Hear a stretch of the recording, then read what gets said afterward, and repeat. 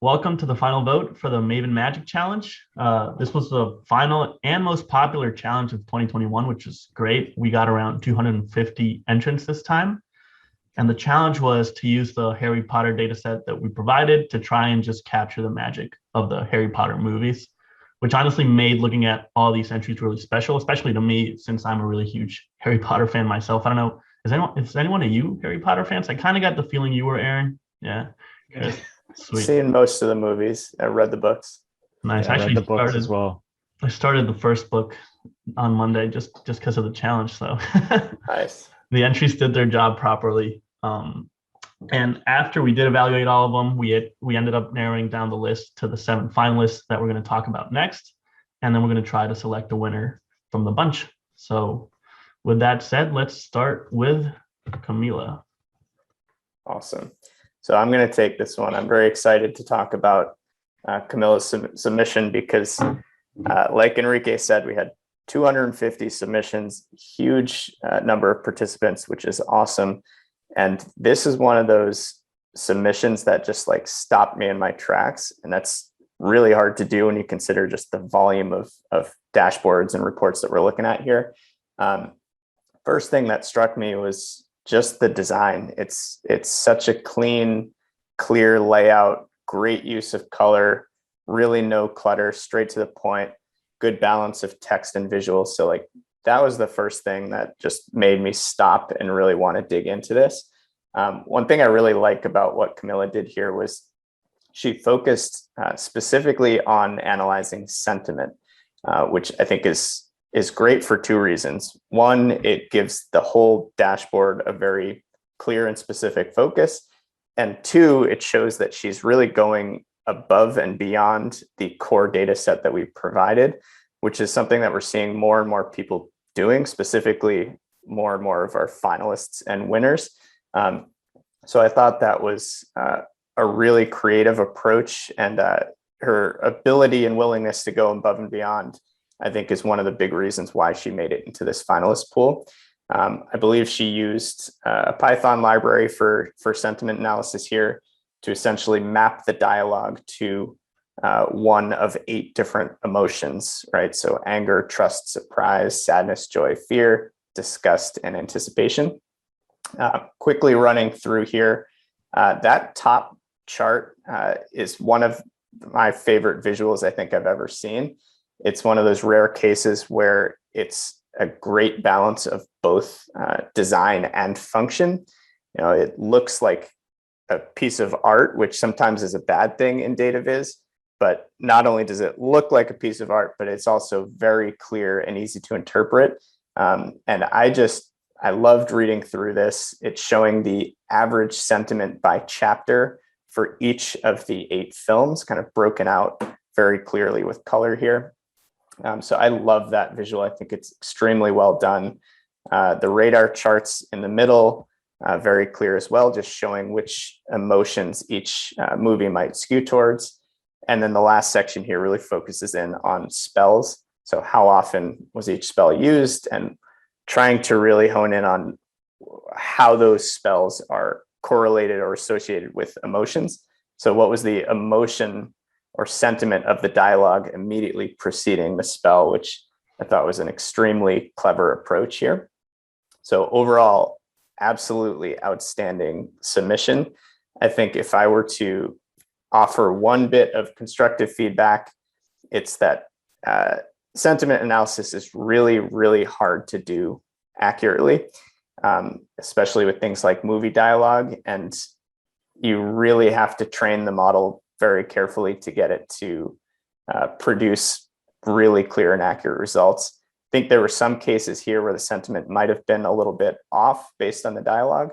And the one thing that I was really hoping for was like some big aha moment or some really unusual or interesting insight that just pops based on this.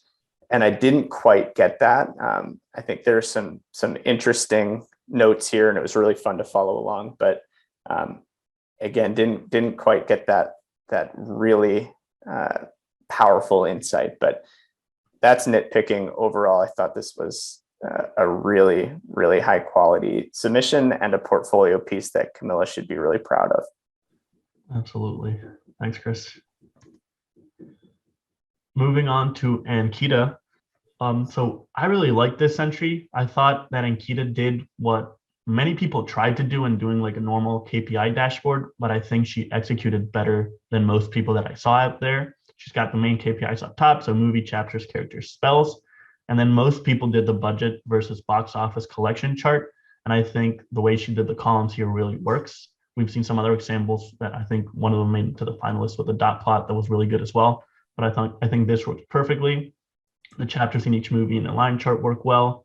I like that you can select the characters and it gives you the information in a really nice format, and they include the pictures as well.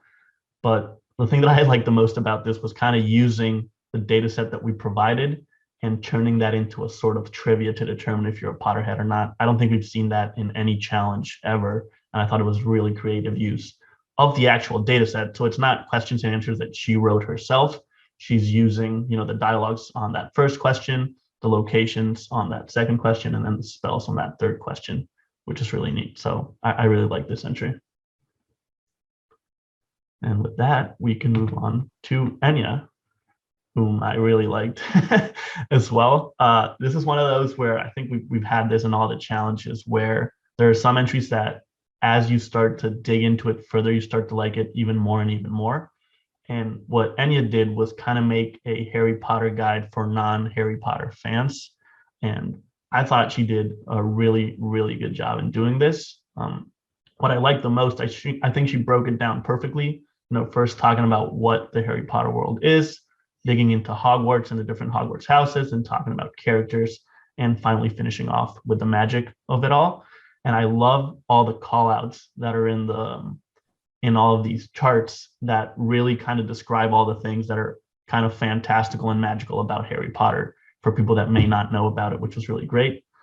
And my favorite part was again at the end with the magic, where the drop down, I would have thought we've seen a lot of drop downs for characters, which is here as well, but a drop down for whatever you want to achieve with a spell, like repelling spiders, for example, you just use that drop down, select whatever you want to accomplish, click it, and it will tell you what spell you need to use to do that. I thought that was really great. So again, another really, really solid entry, and very different from the rest that we've talked about so far, which is kind of going to be a theme throughout, which is great. And now Mark.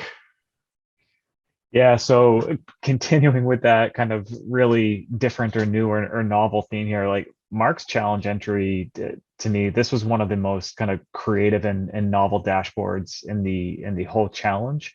I think one of the first things that struck me here was just kind of the overall layout and the theme and the feel of it, right? One of the main prompts for the challenge was, making sure that we were, you're trying to capture the magic of the Harry Potter movies and that feel. And this dashboard really does that. It's like, if you think back to the movies, it's, you see some of the first times that Harry, kind of interacts with the magical world, and it's, people that are appearing and disappearing from cards, the animation of the newspapers, and, how it's showing these actual events. And Mark just did a really fantastic job actually bringing that to life as part of a dashboard with the data set. So this one, to steal a phrase from Chris, really kind of stopped me in my tracks when I was looking through these dashboards here. So I think Mark did a fantastic job from an execution standpoint of really bringing to life that the feel of the magic in the movies there. Beyond that, kind of being a little bit more kind of critical about the purpose of the dashboard and everything. I love that he started off and posed a specific question. All right, who is the real hero here? Is it Harry or is it Hermione? And going through and attempting to kind of answer that with some text to ask him some questions, and then producing some visuals to kind of support that analysis here. One of the things that we've talked about in the past is, kind of staying away from big blocks of text. And, it actually works here in his favor, is using big blocks of text like you would see in a newspaper to, help tell that tell that story. You know, who, you know, he's posing his question. He's talking about some of the rationale behind why Harry might not actually be the real hero of the story. One thing that I would have really liked to have seen as part of this entry is if Mark had really paid off, you know, who the definitive hero was. I think that was something that was kind of missing from the analysis here. Is did a great job saying, hey, this is the question that I want to answer. I'm defining it. Here's some data to help support that analysis. But there wasn't really that kind of final, you know, kind of culmination of the analysis where it's like, hey, based on everything presented here, here is why I think that Harry actually is the hero, or, you know, maybe it's Hermione, you know, for whatever reason. So, yeah, overall outstanding entry here. Yeah, really good job. Yeah, I actually had the same feeling on this one regarding the payoff.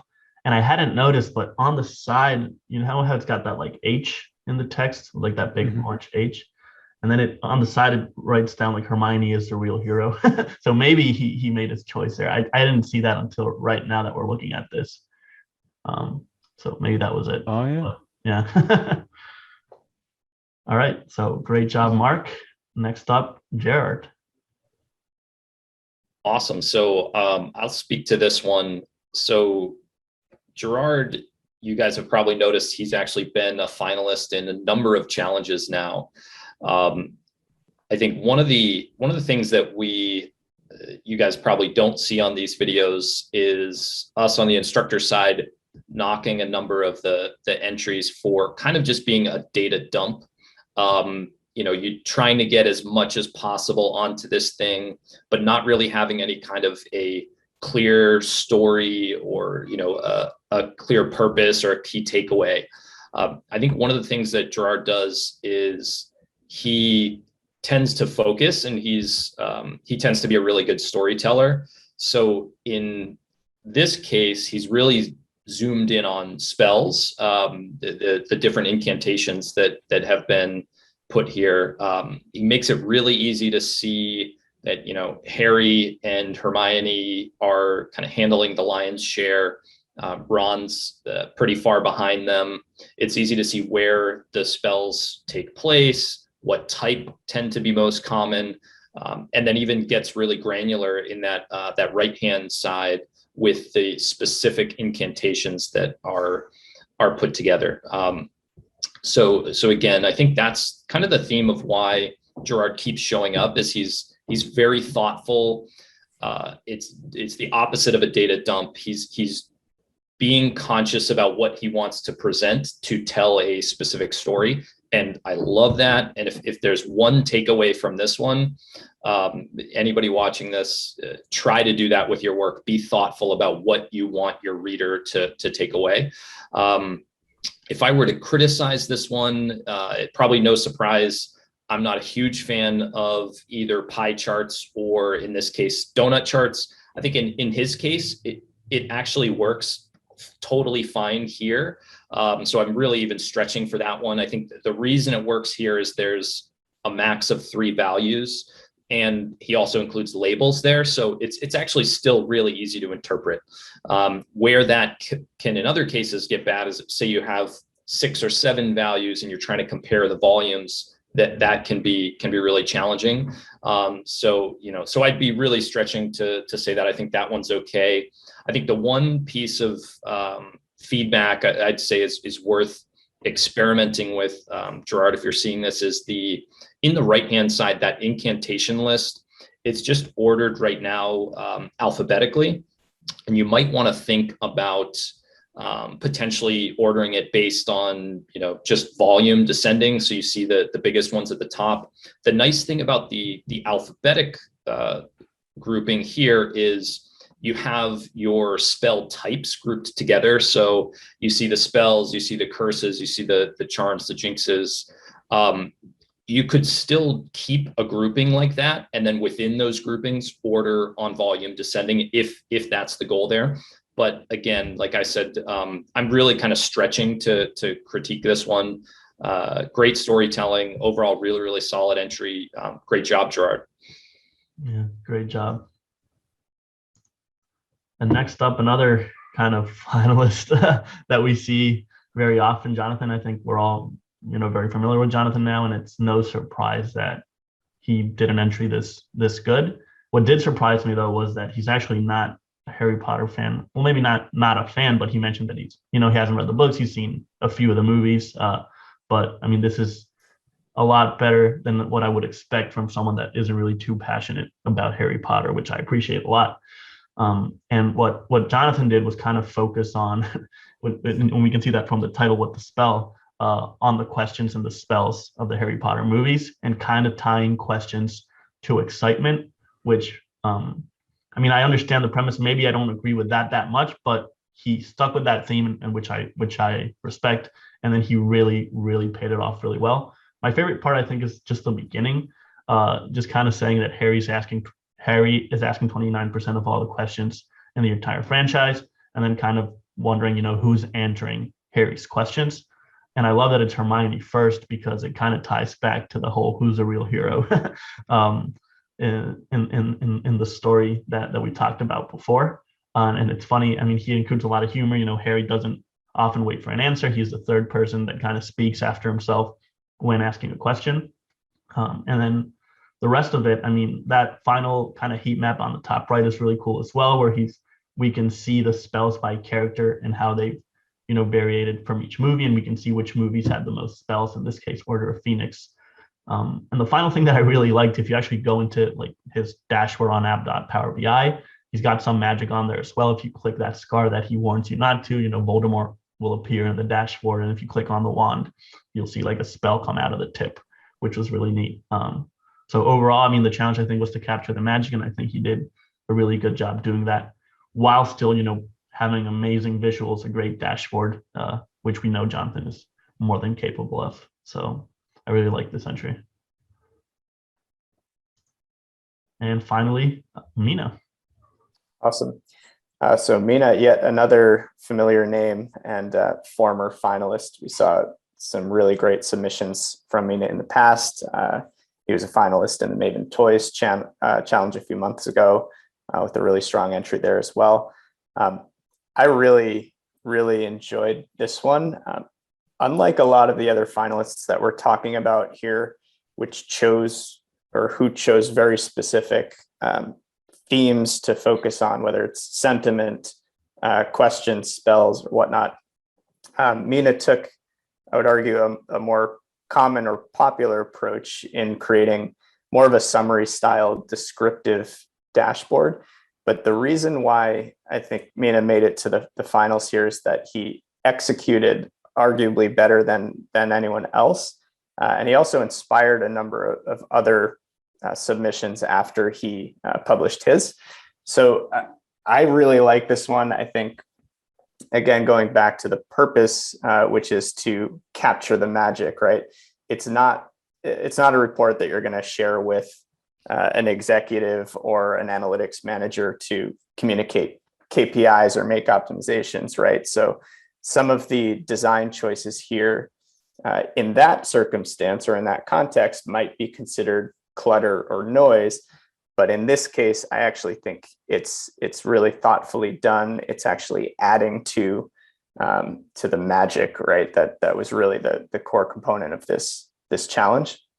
I thought the budget and revenue chart in the top left was really simple and really clear with those. I think it's called the lollipop chart. If not, I'm going to stick with it. I thought that really told the story very clearly. And then I love that lower left chart. It looks like some sort of network diagram there. Basically, it's a really clear breakdown of the characters, right? How many characters in each house. It's color coded. It's even sized based on dialogue. So that was an opportunity where a lot of people might go with a pie or a donut or a bar chart. Whereas in this case, I think he made it really clear using a really unusual but compelling visual. So that one really jumped out at me as well. And then those kind of racetrack style charts in the lower right. Generally, I don't love those just because they can be a little bit tough to read. But I think the way that he used them here is actually quite effective. So breaking down the movies by runtime and incantations, and then also breaking down characters by house, and then dialogue by location. So overall, really cool design, really magical submission, and another great job by Mina. Yeah, absolutely. And that brings us to the end of our finalists. So now I was thinking maybe we could narrow it down to a final 4 and start kind of voting and narrowing down from there. So, I mean, maybe from the sentiment, well, talking about sentiment, I think Camila was one of the top ones with her sentiment analysis and her design especially. I don't know if anyone has feelings maybe about Mark. What do you guys I want to think? put in a vote for both of the ones that I spoke to. So Camila and Mina as top 4 contestants. All right. I really like Jonathan and I really like Mark, I think. I mean, I like all of them, but if I had to maybe pick 2, I don't know, Aaron, John. Yeah. That sounds like a great final 4 right there of those names that have been mentioned. All right. So everyone get a piece of paper. And what do we think, Enrique? First showdown, Camila and Mina. Yeah. So we've got Camila versus Mina up first. Everyone ready? 1, Yep. 2, 3. The blur. Yeah, mine says Mina. Mine Mina. also says Mina. Oh, so Mina takes it. 3-1. Nice. Okay. All right, so we got Mina in the finalists, and now it's Jonathan versus Mark. 1, 2, 3. Mark. Jonathan, Blurry Oh. Jonathan. Oh, Mark takes it. Another 3-1 split decision. The Zoom blur is making this reveal very anticlimactic. I know. So how about this final one? Let's remove the blur. Mark against Mina. We'll just do hold up a 1 or a 2. Oh, that makes sense. Mina 1, Mark 2. Ready? Yeah. 1, 2, 3. 2-2-2. Ooh, Oh, wow. Mark takes it. Congratulations, Mark. Wow. Congrats, Work, Mark. What a set of finalists. This was a really fun one. Yeah. I feel like with so for people who've participated in multiple challenges, you've probably seen sometimes the prompt is very business focused, sometimes it's very broad and subjective, and this was obviously one of the broader ones, and I think there's merit to both. But one thing I love about these open-ended ones is just the variety that we see in all these submissions. And I think the 7 finalists we just talked about is a great proof of that. Just seeing how many different directions people took with it. It's just really inspiring and such an amazing collection of work from everyone in the community. So I think everyone who submitted deserves a round of applause for joining this one. It's really great work. Let's do it. Yeah, absolutely. Good job, everyone. Yeah, no, Enrique, you want to talk about the our prizes for this challenge? Yes. So, Mark, congratulations. I just have to say it out loud one more time. I can't believe I'm actually seeing like a Daily Prophet newspaper tied to data analysis in my life ever. So thanks for that. So cool. It really is amazing. And the prize in this case was a yearly membership to Maven. So a 1-year membership to Maven for yourself and a 1-year Maven membership for you to give away to anyone you want. Nice. So think about it, and congratulations one more time. Awesome. Nice work, Great Mark. job, Mark. Congrats, Mark, and congrats everybody for making the finals. This was a great bunch. It was a lot of fun. Yeah. Stay tuned for the next one.